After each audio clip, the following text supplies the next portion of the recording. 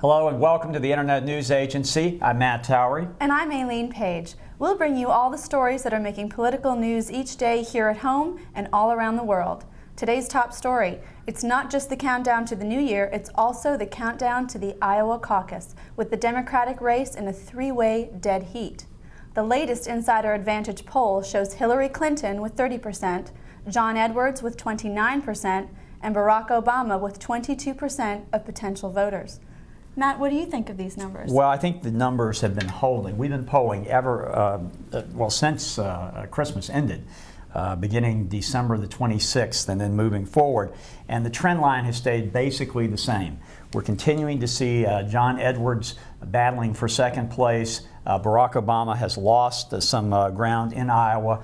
Clinton continues to hold and cling to what I consider to be a pretty small margin of lead. But when you get to those second level of people, and you have about 14% who say they're going to vote for another candidate. And remember, in Iowa, you have a different situation. If you don't get 15%, if you're supporting a candidate and your candidate doesn't get that 15%, you have to go to the other side of the room and choose another candidate.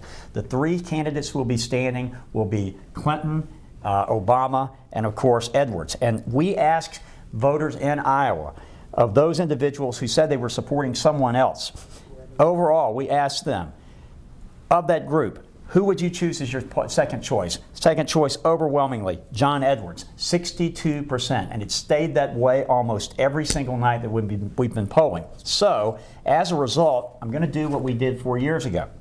We're going to start projecting a reallocated poll. You know what that is? Please tell me. No one knows what it is because we're the only ones who've ever done it. A reallocated poll is this. You take the preferences of the people who say, in general, they're not going to vote for any of these top candidates. They're voting for a second-tier candidate who doesn't get the 15%, and the undecideds, and you force them to say who's their second choice. You then reallocate those numbers, run it back through the computer the same way that you would run the original poll. These are the reallocated numbers projected right now, remembering that this race could tighten and change.